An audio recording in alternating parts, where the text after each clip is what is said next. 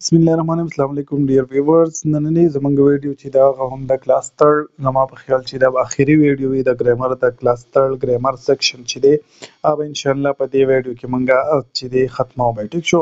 اولنی نمبر ټاپک په هغه کې زمونږ سره دی سیمپل پریزنٹ ټینس، سیمپل فیوچر او سیمپل پاست او فیوچر. سیمپل ټینس چې دی هغه زموږ سره هم په درې قسمه دی. زمانه سیمپل زمانه چې دی زموږ سره فعل حال چې څه ته موږ وایو هغه زموږ سره په درې قسمه ده. هغه زموږ سره سیمپل پریزنٹ یا سیمپل پاست او یا سیمپل فیوچر ټینس. ټیک شو. اوس د دې موږ پہچان کوو چې په دې کې به زموږ سره څه صحیح. ټیک شو. وی په سیمپل پریزنٹ ټینس کې به موږ ورب استعمالو. فرست فارم اف ورب د ورب به زموږ سره اولنی فارم په دې کې به زموږ سره سیکنډ فارم اف ورب او په دې کې به زموږ سره یوز ویل اینڈ شل وذ فرست فارم اف ورب. درې خبرې شوې دا به ځان سره یاد ساتئ چې کله موږ په کم هغه کې زموږ سره فرست فارم اف ورب زموږ سره استعمال شو نو موږ به چې دا زموږ سره سیمپل ټینس دی. که چېرته سیکنډ فارم اف ورب زموږ سره استعمال شو نو موږ به وایو چې دا زموږ سره څه دی سیمپل پاست ټینس دی. او که چېرې فرست فارم استعمال شو خو ورسره شل او ویل استعمال شو نو دې ته به موږ وایو چې دا زموږ سره سیمپل فیوچر ټینس دی. فار ایگزامپل موږ وایو چې go چې دی دا زموږ سره فرست فارم اف ورب دی. cook چې دی دا زموږ سره فرست فارم show چې دی دا زموږ سره فرست فارم اف ورب دی. په دې کې زموږ سره went د go په ځای موږ سیکنډ فارم راغستی دی go went. ټیک شو. د cook په ځای cooked. ټیک شو. او د شو په ځای شوډ چې دی دا زموږ سره سیکنډ فارم اف ورب دی. په دې کې زموږ سره فرست فارم یوز شوی په دې کې به زموږ سره سیکنډ فارم. اوس په دې کې به زموږ سره دا فرست فارم یوز کیږي. څه شی دا فرست فارم به یوز کیږي خو د دې سره به یو لفظ یوز کیږي شل او بل به سره ویل یوز کیږي. ټیک شو.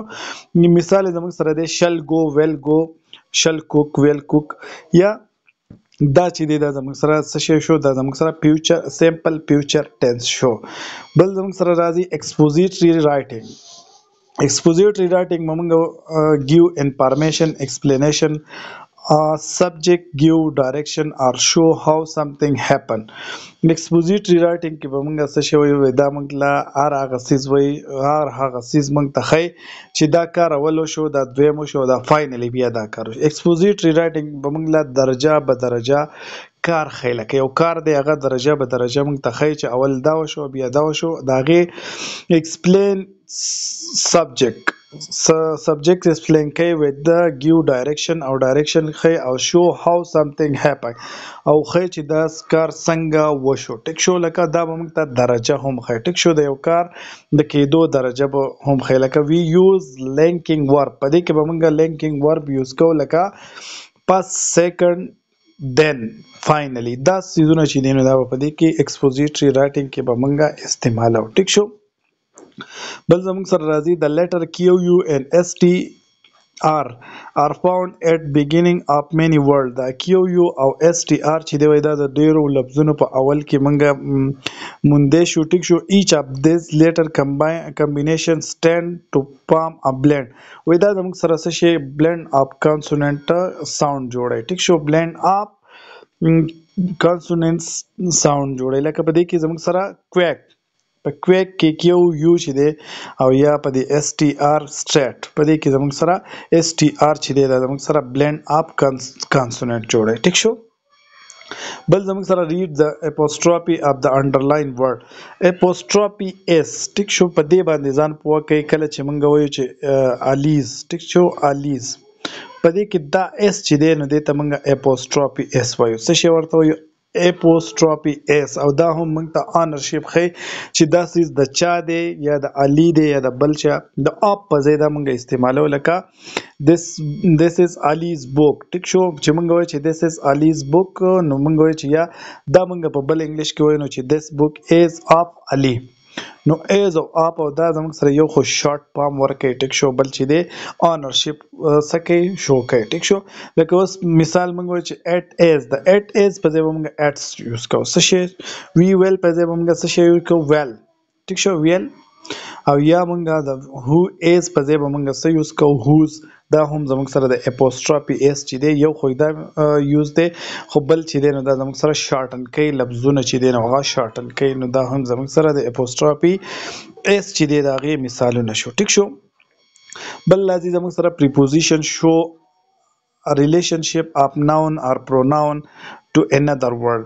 کله چې موږ د یو ناون دی یا پروناون دی د هغې د بل ورډ سره څه ریلیشنشپ دی څه تعلق دی نو دا به موږ ته څوک ښیي دا به موږ ته پریپوزیشن ښیي. فار ایگزامپل موږ وایو چې the bird is in the cage. bird چې دا نو دا به زموږ سره bird زموږ سره ناون دی او د دې څه ریلیشنشپ دی د کیج نو دا په کیج کې دنده ده. ټیک شو. نو ان لفظ چې دی په دې کې زموږ سره څه شو preposition ده. read the following sentence note the correct دا زموږ سره preposition چې دی د هغې نور دغه may is used to discuss possibility. may لفظ چې دی لفظ یا may او چې دی یا may not دا لفظونه چې دي دا موږ possibility او happening دپاره یوز کوو. د فیوچر کم چې په فیوچر کې چې یاره دا کار به یا کیږي یا نه کیږي د هغې دپاره موږ یا may یا may not لفظ څه کوو یوز کوو. وایي may I ride your bike. may I ride your bike په دې کې زموږ سره څه شی دی د فیوچر possibility ښیي. ټیک شو. د فیوچر څه ښیي possibility. may لفظ چې دی هغه زموږ سره د فیوچر possibility ښیي. can should only be used an expression to do with ability or permission. can لفظ چې دی can should وایي دا موږ هله استعمالو. ټیک شو. وایي can چې دی دا به هله استعمالیږي چې کله موږ لا ایکسپریشن کې زموږ سره ability یا permission دپاره به د ability د permission دپاره به موږ لفظ څه شی can استعمالو. ټیک شو. can you ride the bike. ټیک شو. can you ride the bike نو په دې کې زموږ سره څه شی یوز شو په دې کې زموږ سره ability چې شته دا ability شته چې ته بایک چې دی هغه راید کې یا can I go یا can I eat something نو په دې کې زموږ سره permission چې دی په دې لفظ کې په دې سنټنس کې زموږ سره permission چې دی هغه څه شو ظاهر شو. ټیک شو. بل زموږ سره راځي سینونیم او انټونیم. سینونیم موږ څه ته وایو سینونیم چې کله یو دوه درې لفظونه یې معنی یې وایي چې ډېر شی لفظونه یې معنی یې وایي نو هغې ته به موږ سینونیم وایو. انټونیم به موږ هر هغه څیز ته وایو چې د هغې معنی د یو بل نه متضاد وي. ټیک شو. متضاد ته موږ څه شی وایو متضاد ته موږ انټونیمز وایو او سینونیم موږ څه ته وایو چې د هغې معنی یو بل سره یو شاني نو د سینونیم ته موږ مترادف الفاظ وایو او انټونیمز ته موږ متضاد الفاظ وایو. ټیک شو. مترادف چې دي د دې معنی به یو شاني یا به یو بل ته نږدې او د انټونیمز الفاظ چې دي معنی به د یو بل نه بالکل خلاف. ټیک شو. وایي ورډ opposite in meaning. د انټونیمز چې دی دا به زموږ سره په مینینګ کې د دې لفظونه چې دي هغه به د یو بل نه صحیح بالکل اپوزیټ په لکه مور موږ ډېر ته وایو لیس چې دی دا کم ته وایو بیګ چې دی غټ ته وایو سمال وړوکي ته ټال چې دی دا څه ته وایي اوږد ته او شارټ چې دی دا لنډ ته های چې دی هغه های ته وایي او لو ته وایي. ټیک شو. کم ته وایي های سیوا ته او لو کم ته نو دا زموږ سره څه شو دا د یو بل متضاد الفاظ شو د یو بل نه بالکل خلاف الفاظ شو. اوس موږ راځو سینونیم. سینونیم چې دی دا زموږ سره مترادف دی ته په پښتو اردو کې زموږ سره مترادف الفاظ ورته وایي. ټیک شو. سینونیم ار د ورډ سیملر ان مینینګ د دې مینینګ چې دی د یو بل سره به بالکل برابر لکه راوند. راوند چې دی دا موږ څه ته وایو ګول ته وایو یا سرکولر. راوند هم ګول ته وایي او سرکولر هم څه ته وایي ګول ته.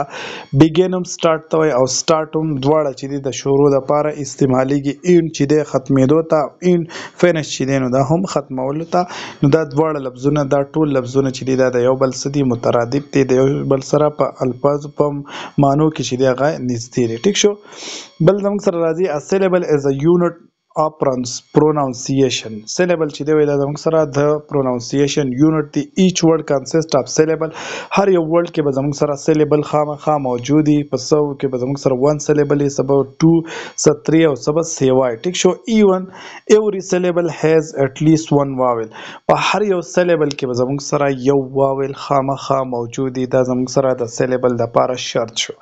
ټیک شو. دا خبره به ځان ته بالکل یاد ساتئ چې syllable چې دی دا pronunciation ته وایي او په هر یو سیلیبل کې به زموږ سره یو واول خامخا موجود یا پکې ای موجود یا به ای یا آی یا او یا یو دا په دې کې به یو واول خامخا پس کې په دغه کې موجود دي. ټیک شو. په سیلیبل کې لکه اوس فیملی چې دا زموږ سره 3 سیلیبل ورډ دی په دې کې زموږ سره پیم چې دی په دې کې ای زموږ سره یو لفظ شو.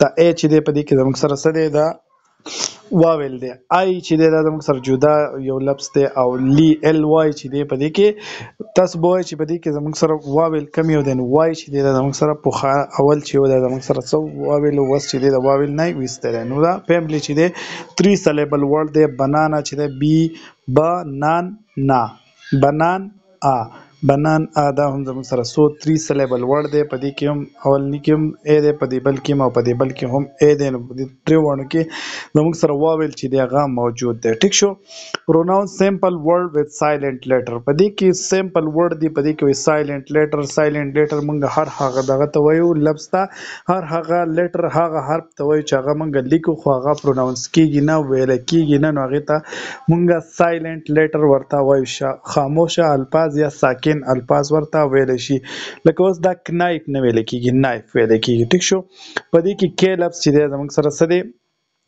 سایلنٹ دی په لیسن کې زموږ سره شی ټی لفظ چې دی لیسن نه ویل کیږي لیسن چې دی لیسن ویل کیږي ټی پکې سایلنٹ دی په رائټ کې زموږ سره ورایټ نه ویل کیږي خو رائټ ویل کیږي ډبلیو پکې سایلنٹ دی په هاي کې زموږ سره هاي نه ویل کیږي خو جی پکې زموږ سره څه شی دی سایلنٹ دی نو په دا هم زموږ سره راتلی شي چې په دې پلان کې لفظ کې زموږ سره کم لفظ چې دی هغه سایلنٹ لیټر دی نو دا هم د ایگزام دپاره چې دی دا امپورټنټ دی ټیک شو ورلډ سمپل ډبلیو ایچ چې دی دا زموږ سره څه دی ډبلیو ایچ ګروپ مونږه ورډز دی هغه ته مونږه ډبلیو ایچ ورډز ورته وایو ټیک شو ورډز چې په هغې کې زموږ سره ډبلیو ایچ استعمال شوی نو هغې ته مونږ څه شی وایو چې کوم د ډبلیو ایچ نه سټارټ کیږي نو هغې ته مونږ څه شی وایو ورډز ډبلیو ایچ ورډز ورته وایو لکه په وید کې زموږ سره ډبلیو ایچ استعمال شوی دی په وټ کې ډبلیو ایچ دی په وین کې په ویر کې په وهو کې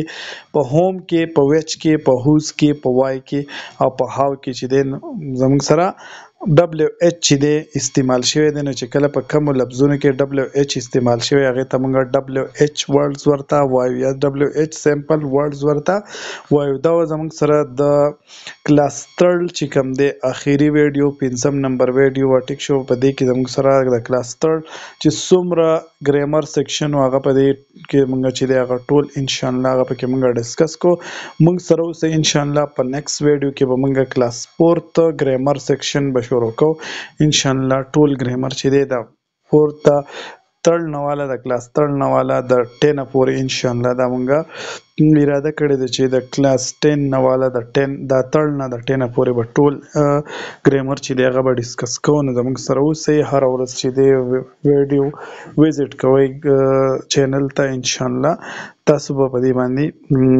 ډیر شی څه به زده کړئ ټیک شو